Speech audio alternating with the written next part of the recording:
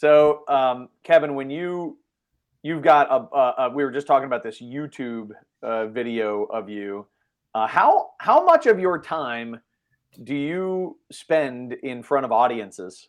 How often is that a thing for you? It's a side hobby that's evolved, but I'm still full-time community college vice president. So I do maybe 15 to 20 keynotes or speaking engagements a year. So it's definitely not my full-time gig, but I love it. And at some point, maybe those two roles will reverse. Like for many of our kids, sometimes Plan B becomes Plan A, and vice versa. But I love working with schools and with districts, colleges, and students, just kind of helping them navigate life after 12th grade. So I do a little bit of it. Some of the animation videos take a chunk, and right now I'm working on my fourth book, so that takes a chunk of time. So like all of us, just spinning plates and still trying to be a good dad.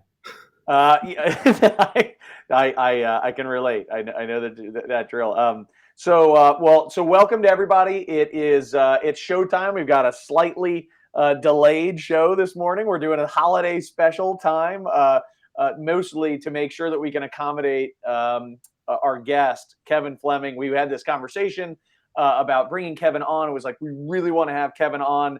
Kevin is located in California. Yeah, Yeah, California. Southern California. And in California, it's weird. They follow this different time zone thing. And Kevin was like, "Look, I can try to be on at 4:45, but I don't know that would go well." So for Kevin right now, it's still 6:45, still bright and early on the West Coast. Or I'm sorry, now 7 a.m. On the West Coast, but 10 a.m. here on the East Coast. Thank you, Kevin, so much for making this happen. It's awesome to have you here. Oh, my pleasure. Thanks for having me. Yeah, this is great. So, Kevin, I actually, you just said you're finishing your fourth book. Talk to us just a little bit about your books, your authorship. What have you been writing? Yeah, well, thanks, Chef, for asking. I consider myself a recovering academic elitist. So I did the traditional educational pathway and got a bunch of degrees, and then realized I couldn't get a job. And so a lot of my research and work is really fixing that chasm in helping people prepare with intentionality for what they want to do with their life, and not just to get degrees for the sake of getting them. So my first book was called Redefining the Goal, and that was written for an audience of educators to help them really understand that commencement is not the goal, but it's a milestone.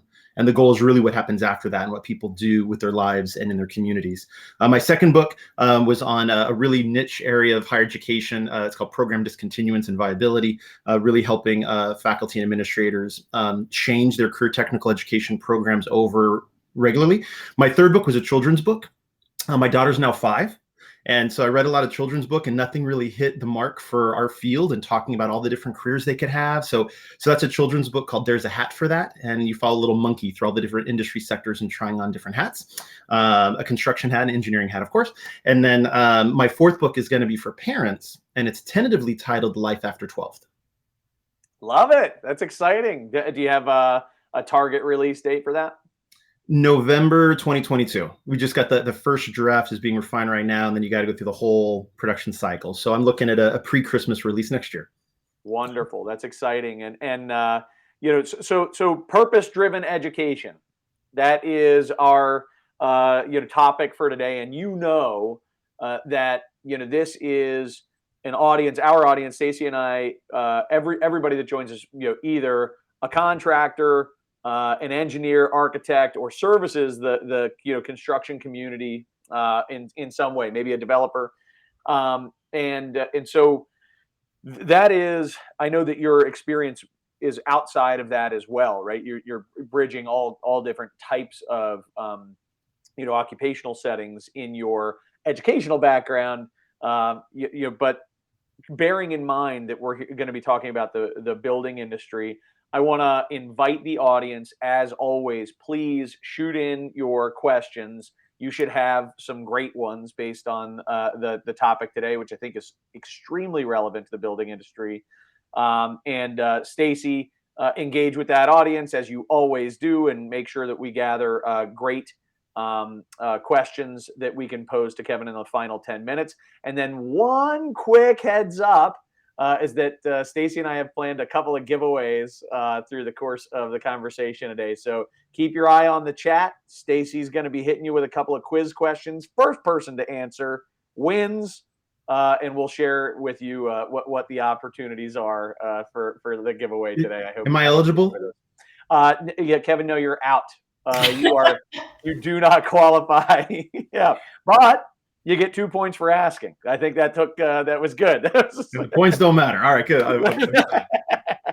All right, cool. Stacy, we'll see you with 10 minutes to go. All right, audience, we look forward to hearing your questions, and hopefully a couple of you guys get our quiz questions right, so we can send you some cool stuff. See you soon, Stacy.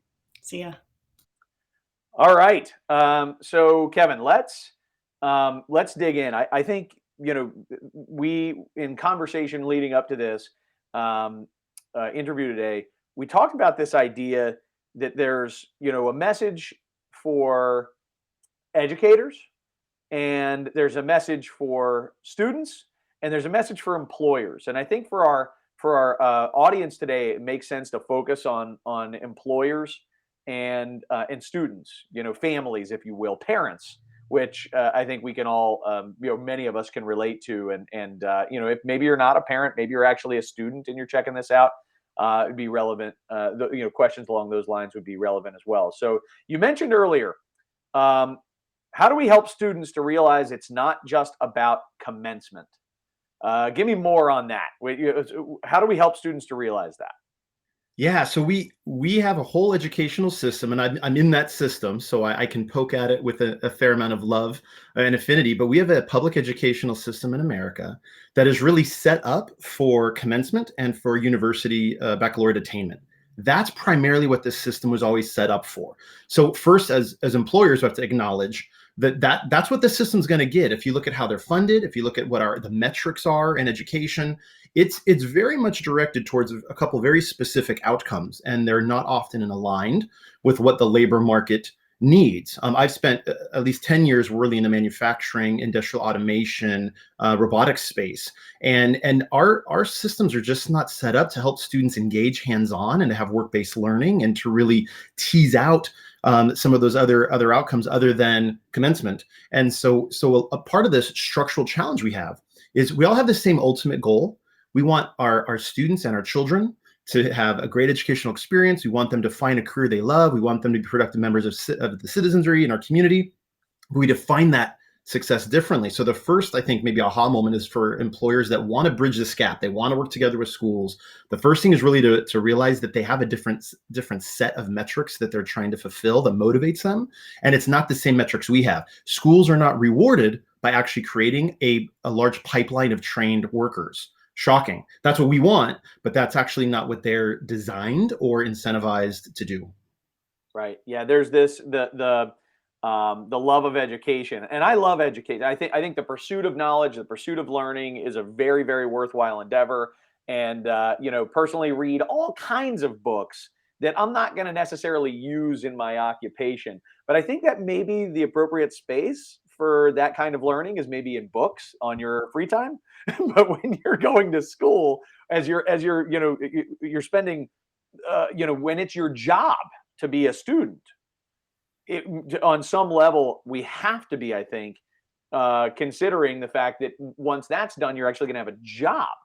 That's right. What is it that you're learning that is going to be applicable? And I think there's the purpose-driven education piece. Now, so you mentioned, I'm going to get it wrong, but you and I yesterday, you said a word. I was like, I'm going to get him to say this publicly.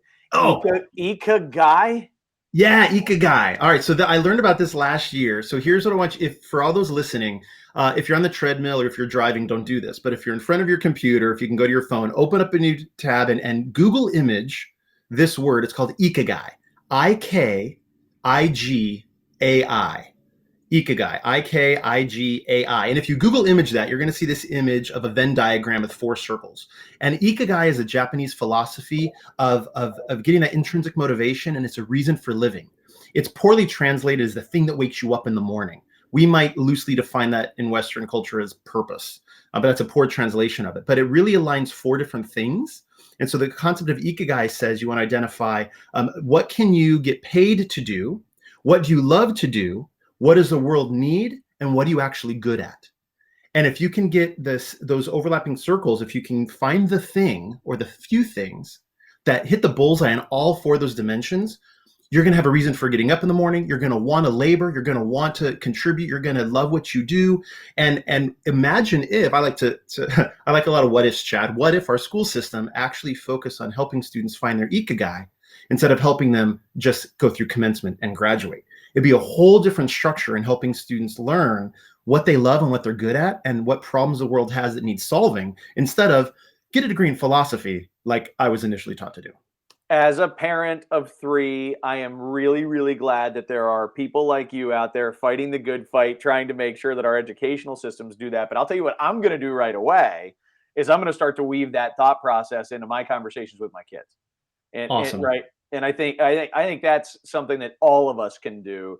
But meanwhile, I think that I mean that's I've always when I was a kid, my dad always told me, he said, if you do something that you're passionate about and that you're really good at, chances are pretty good that money is going to find you, as Yes, long as you're doing something that people care about.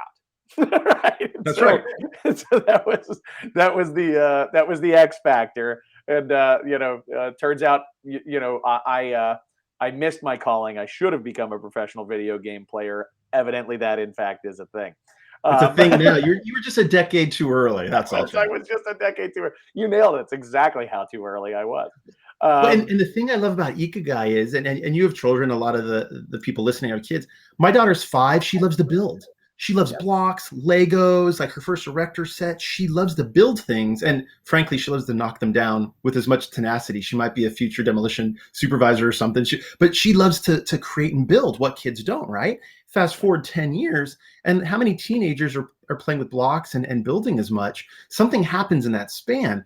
But looking at Ikigai, they love it and they're good at it, then we don't keep reinforcing it. So yeah, I think as wearing our parent hat and then also wearing our employer hat, I think it's important to say, okay, how do we give people the opportunity in the space to practice the things they love, to practice the things they're good at, so they can get great at it, and that includes, of course, building and engineering and design. yeah, and Lord knows they can get paid to do it, and there's a need for it. So, That's right. so let's talk about the what it is to be an employer. How can employers play a more meaningful role in driving the student population to consider the building industry? Absolutely. There's a short-term game and there's a long-term game. So what a lot of people think they need to do is just go visit a classroom, give a presentation, and get to know the principal, and all of a sudden you're going to have this trained pipeline of workers, and that's insufficient. That's not going to work. It's really a 3 to 5 year game, and that's a short-term game to change the structure of the system a little bit. We have to change the DNA of the school, and it goes beyond just one interpersonal relationship. The long-term game, the 10-year game, for those that are in this for the long haul, we actually have to change state policy. And that's the answer. And the example I can give is South Carolina. They changed state tax code to incentivize apprenticeships. And over a 10-year period, they saw a 20 times increase rather of their formal apprenticeship programs. And that's union or non-union. And so that's a longer term play. So I'd say short term, we have to build the actual programs into the school. And here's one way to look at it. Think if everyone can think about the 2 closest high schools to you, do they both have strong construction trade programs? And if the answer is no, or I don't know, then that's where you start. And you start right there by getting a bunch of employers to show up at the school board and just say, we have great paying jobs. We provide great standard of living. There's a need. You have students that have this desire. How do we partner? What do we have to do to start a program? That's a 3 to 5 year dialogue. That's not going to happen overnight. So that's like your short term. The long term is having that same conversation with elected officials and actually looking at tax incentives and education code to prioritize hands-on construction trade programs in at least 51% of schools. And that's both middle school, high school, and community college. That's a 8 to 10 year game. It's a really difficult proposition, I think, in particularly for the vast majority of construction companies that are less than 100 employees, that are not rolling in millions of dollars of profit every year that they can reinvest into their businesses. Um, it's a very difficult proposition, I think, to get these employers to act. I would even say, yeah, I think you kind of have to act unselfishly to do this. I know that it's maybe it's long term selfish, but you have to go into this idea that I, I'm not just setting up this pipeline for me. I'm setting up this pipeline for our industry, and that may benefit my competition.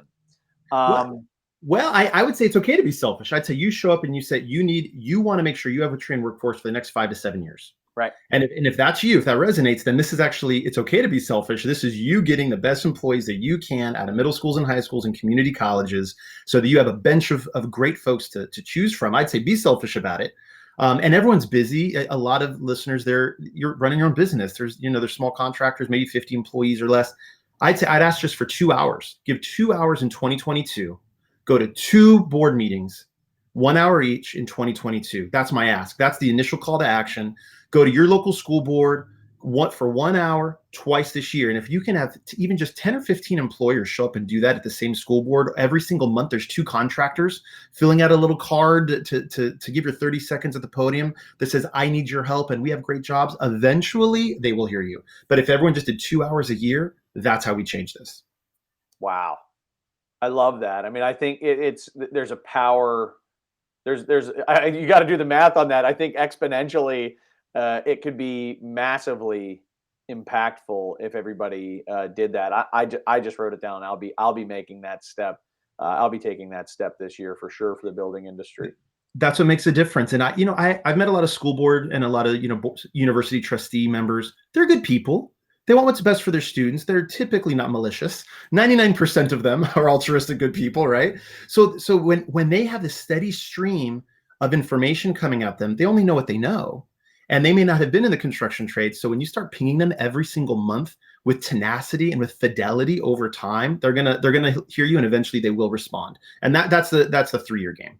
So back to speaking as a parent here, and I have to put what I know about the building industry off to the side and all the opportunities that exist for just for a moment to ask this question. I think a lot of parents fear getting their children involved in the building industry because there's some sort of mindset or mentality that these jobs are bad, that they are going away, that they are right, that everything's going to be automated, that these aren't the ideal kinds of jobs, that people should want. What would you say to parents who fear getting their children involved in the building industry? Well, first they can call my brother, who did the inverse. He got his bachelor's degree in TV and film production, only to later become a general contractor. So sometimes you can want the best thing for someone, and then they go down this path and realize it's not in alignment with who they are. And I think every parent would agree with the philosophy of Ikigai. And I would say to them, well, don't you want them to do what they love and what they're good at and what they can get paid to do that solves a problem the world has? No parent with any conscience can say, no, I don't want that at all. I just want them to get a piece of paper in psychology because that was like, no, right? So they want, but I would say we can historically look at automation and robotics. The example I like to share is the ATM in the financial services industry. I tell parents this, and I wrote about it in my book. Do you remember back in the 90s when ATMs first came out, late 80s, early 90s, there was this big scare that all the tellers were going to get fired and we were going to automate the banking industry. Well, if you look before ATMs and after ATMs, there's more workers in the financial services industry. When you walk in now, they're doing a lot more than just being a teller. They're helping us with financial investments and getting a mortgage and a Roth IRA and all these other things, right? But there's more employees. Even if we get 3D printers on the job site that helps us build, we're still going to need people to set up, maintain, and clean up and do quality control on these builds. So automation is not going to get rid of the head count or the number of jobs in this industry. It's just going to increase the number in a different skill set, in a different way. So we might have to learn new things about artificial intelligence and robotics, but it's not going to change the fact that there's still a great industry with a good workforce. It just might change some of the hands-on skills we need to adopt along the way. Well, it changes what the skill set for preparing for a career in the trades might look like as as technology and innovation changes what building looks like, but it doesn't change the fact that, again, those students that love building, are passionate about doing it, are good at it, that if we can train, if we can leverage that passion and get them trained up so that they can be prepared, maybe it looks totally different 30 years from now. But I think what I'm hearing you say is, don't be afraid to get your look. Any industry is going to change. That's right. Every industry is going to adapt, and it's all going to look different, and for that's what progress looks like. That's right. We don't want it Progress to is look the good. same. Right. And Exactly. every industry, I mean, just look at the last year and a half. How many industries, because of the pandemic, have completely changed and adopted new technology and different ways of operating? That there was a recent McKinsey report that says we as a society evolved 10 years in the last year in terms of our technological, advancement and adoption. Every industry is going to change. We can't fear automation and robotics as it not being. But I'd also tell parents that this is one of the few industries you can't outsource. My doctor outsources reading the x-rays. My accountant outsources filling out some of the tax forms. You can't outsource many elements of construction and engineering. And so this is actually more resistant to at least that economic force than other industries. I'd be more fearful of my child going into accounting in the next 20 years than I would at the construction and building trades. I love it. I totally agree with you. So we have, in my opinion, and I think many others, we have this really interesting paradox that has to be solved, and what we've been discussing today, I think, is the path through it, both the short game and the long game, as you've described, where we're not at 0% unemployment in the United States. That's right. So roughly how many Americans are today without jobs, American citizens without jobs? As of yesterday, it was 6.9 million Americans, 4.2% unemployment rate. So from a labor market perspective, we have about let's round up from 6.9 million, it's called 7 million. So there's 7 million Americans. We have 7 million Americans sitting at home who don't have work. That's right. And I'm gonna bet, Chad, a lot of them, when they were kids, like to build. And a lot of them today still might like to create. And they might want to have a legacy that outlives themselves and supports things beyond even their vitality of life. And I think a lot of them, we failed as a system, as a community, as an educational construct. We failed those 7 million human beings. I think we were designed to work. I think we were created to labor. I think we have something in our DNA that we want to produce and give back and make things. And I think we failed 7 million people by either directly or indirectly convincing them that this isn't a viable opportunity for them. And I think we vilified hard work, as I like to quote Mike Rowe, who speaks a lot about this. And so there's a labor market answer to this, is that you could look out in any state, any region, look at the unemployment rate. There's a lot of folks out there that could benefit from a better understanding and changing the way they perceive the opportunities in this industry. And that's a marketing. That goes right back to marketing 101 and just, getting associations, not necessarily individual employers, but associations out there to get the information out there about what the benefits are, and not just about pay. I'm talking benefits about in alignment with your ikigai. Right. I'm talking about the benefits of be a contributor to your community and be an example to your kids, not just be a taxpayer. Yeah, and create that clear entrance, that clear path that makes it obvious for people how to get involved. And I think, meanwhile, every day I'm talking with at least 5, maybe 6 different construction companies every single day. 50 to 75% of them are falling all over themselves to bring talent in at every level in their organization. And we have 7 million people who aren't successfully finding jobs. That's a great. And I can't even imagine how many other people who hate what they're doing. That's right. They call it now the great reshuffle. There's a lot of people that are cashiers somewhere, and they don't want to be a cashier anymore. They'd much rather be outside and doing so. Yeah, we're in the middle of that great reshuffle right now. There's never been a better time to get out new messaging or to dust off the old messaging we abandoned 10 years ago and Yep. really start promoting with tenacity the opportunities we provide, the well-being and the self-efficacy, self-confidence we can give to people. And for everyone listening, if you're not out there at least doing, at least once a quarter, volunteering for things like Habitat for Humanity and getting out there. Those are the opportunities that middle school kids sometimes will go to. We need to get, if I were king of the world, Chad, and my wife likes to remind me I'm not, but if I were, every middle school kid would go out there and do Habitat for Humanity so they can see geometry actually being applied and they can get excited about erecting a wall and running pipe and running wire and understanding how that those systems all work together. And those experiences can really light a fire inside them and create a desire to go into this industry. So I'd say anything you could do to make sure everyone in your community does something like Habitat for Humanity, that also is part of the long-term game that will pay dividends down the road. Outstanding. Stacy, I brought you back on. We've got a little over 5 minutes. What do we got?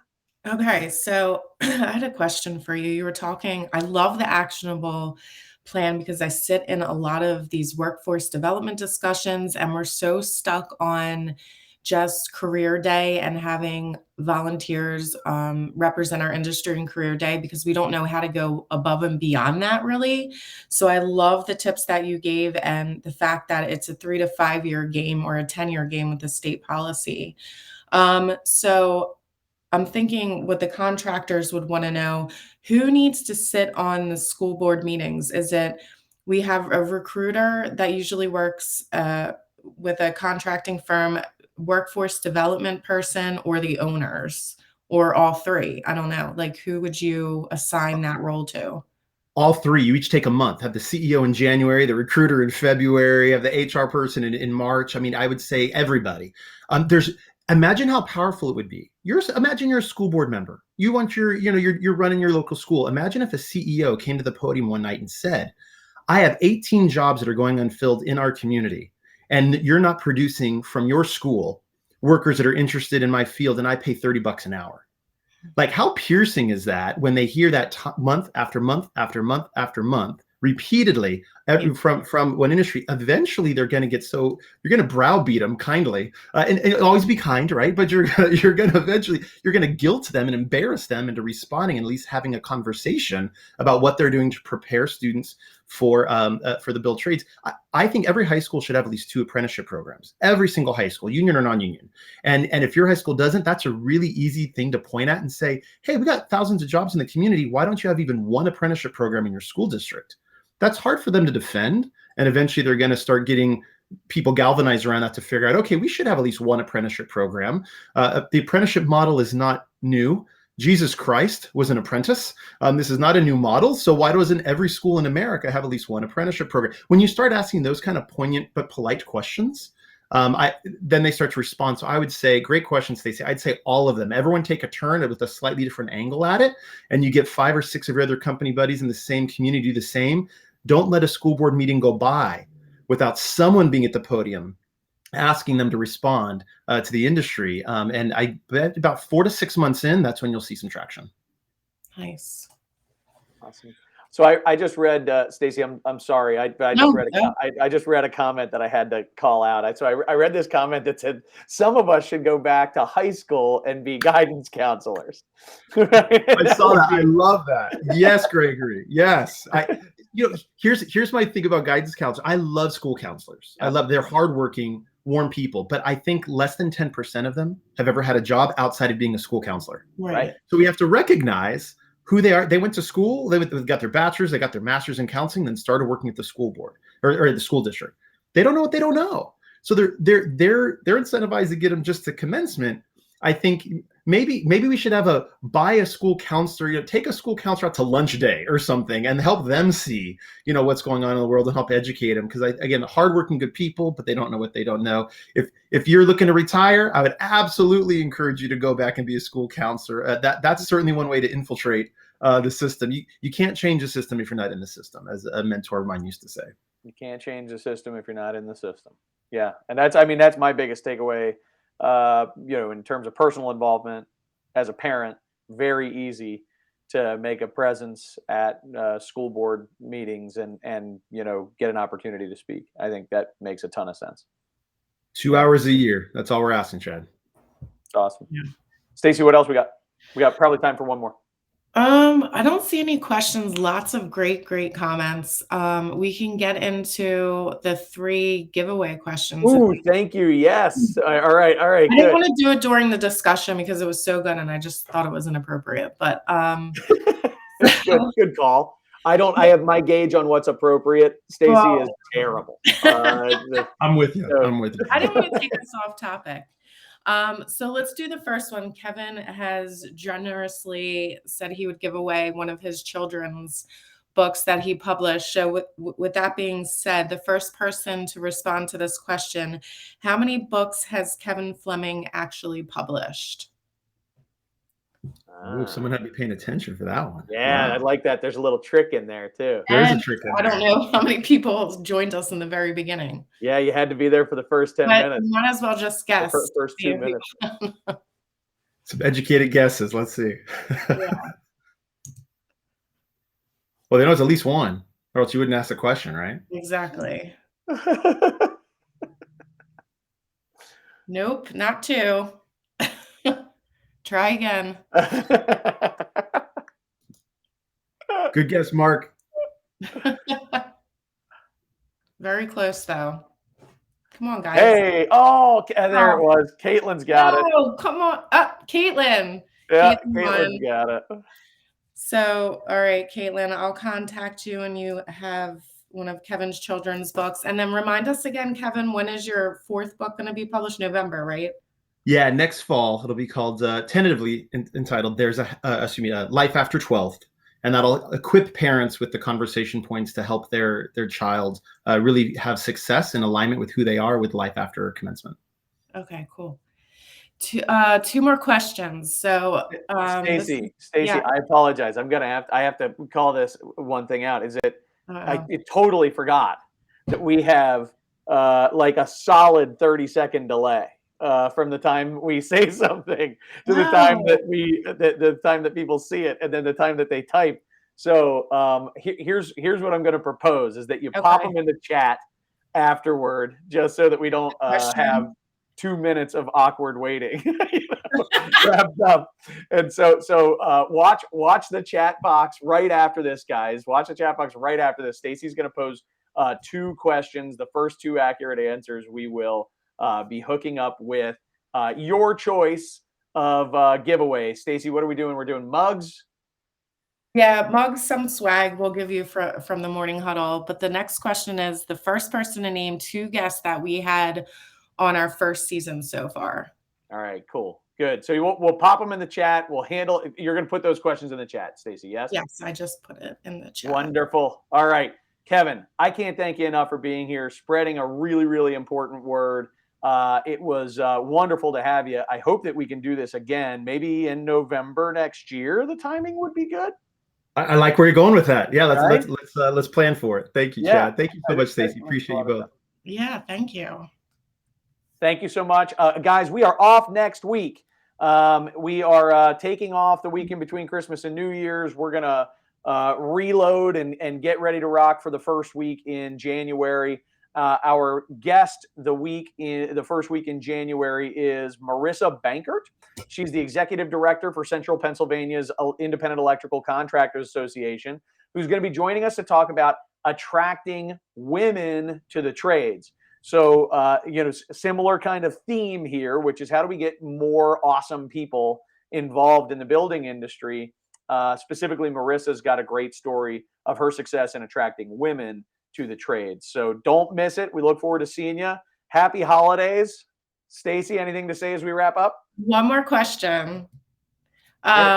Which topic haven't we covered yet? The first person to respond correctly.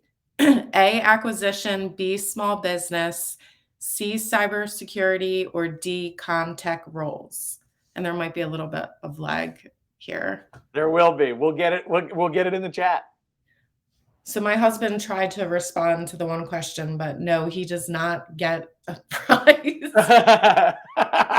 So Libby, yes, you won. All right, Libby. Awesome. All right, guys. Stacy, do you mind? Do you want to hang out? Is that what you want to do? Yeah, I just want to wait for She the wants to last hang out. one. And She I'll has do to it. give somebody. Yeah, I get it. I have to.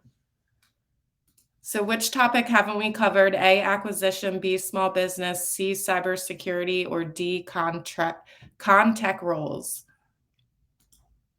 Oh, we got Matthew. Correct. Matt won. All right, Matt, you get some goodies coming your way. All right, guys. All right, thank you so much for joining us. Happy holidays, and we'll see them in January, Yeah, right? January, whatever that is, 4th. What the first two back at our normal time, same bat time, same bat channel. Okay, great. Thanks, All right, see guys. you Have a good guys. one. Thank you.